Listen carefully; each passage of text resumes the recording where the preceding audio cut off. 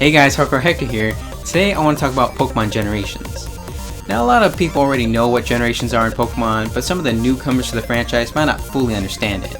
And I know a lot of older fans still don't fully understand it, so I'm going to try and explain it really quickly and really simply.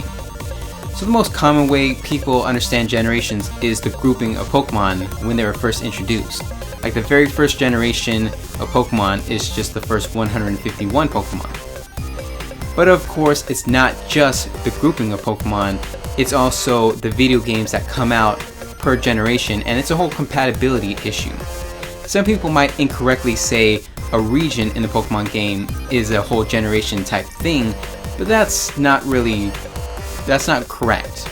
So like Kanto was the first region with the first games and the first 151 Pokemon, so some people might say that's Generation 1 area or something, but that's not true because it also reappeared in Generation 2 games and a remake in Generation 3 games. So let's just go through it. First generation is of course the first 151 Pokemon, and it includes the games Pokemon Red, Pokemon Blue, and Pokemon Yellow. Second generation is 152 to 251, and it includes games Gold, Silver, and Crystal. The third generation has Pokemon 252 to 386 and includes the games Ruby, Sapphire, Emerald, Fire Red, and Leaf Green. So that's when we started seeing the remakes.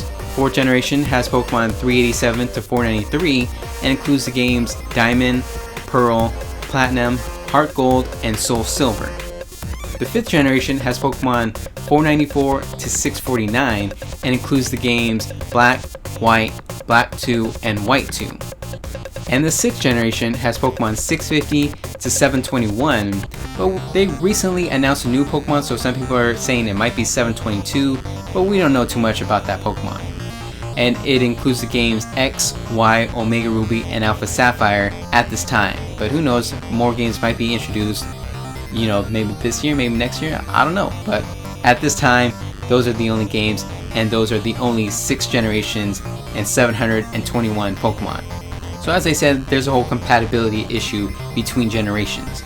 All the video games in each generation can trade Pokemon and battle Pokemon from game to game. Like the first generation is Red, Blue, and Yellow, so you can trade and battle Pokemon between those 3 games really simply.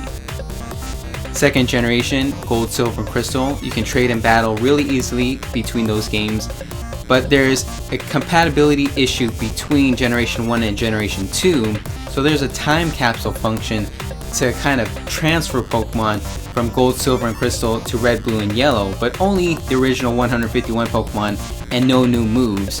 And then you can also transfer Pokemon from Red, Blue, and Yellow to Gold, Silver, and Crystal, but they're only one-way transfers like that. So you couldn't trade, you can only transfer.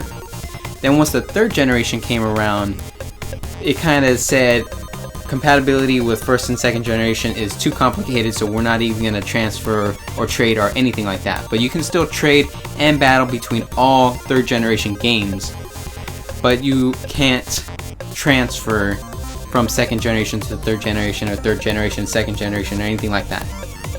Fourth generation comes, you can trade and battle really simply between Diamond, Pearl, Platinum, Heart Gold, and Soul Silver, and you can transfer Pokemon from the third generation over to the fourth generation one way, but not the other way around.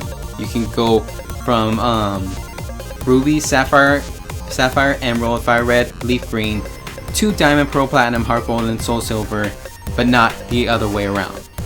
Then the fifth generation came around, and it was pretty much the same thing. You can trade and battle really simply between Black, White, Black 2, and White 2, but you could only transfer from 4th generation to 5th generation, not 5th to 4th, and not 3rd to 5th. So you can go 3rd to 4th, and then 4th to 5th, all one way, but not the other way.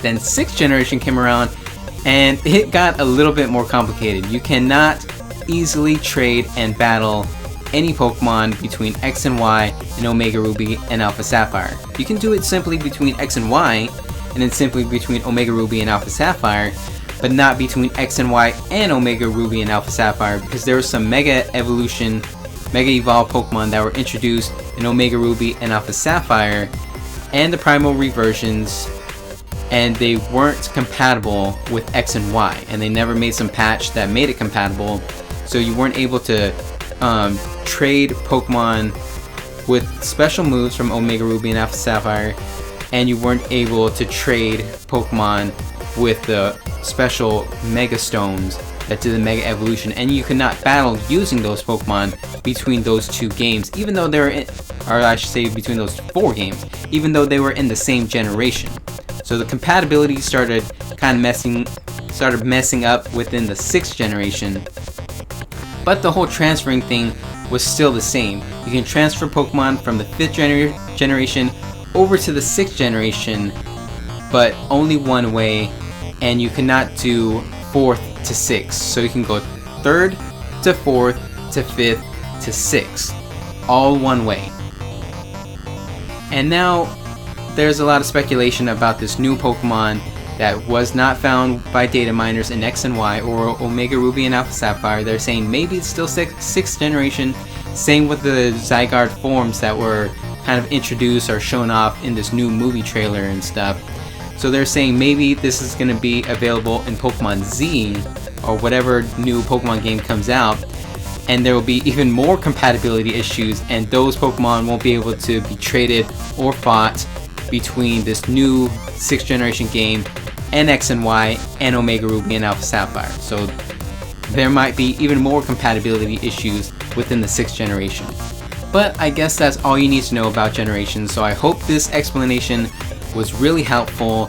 If you still have a few questions, you can leave a comment and I'll try and answer it to the best of my abilities. So if you found this video useful or helpful or just appreciated me doing it, you can give it a thumbs up.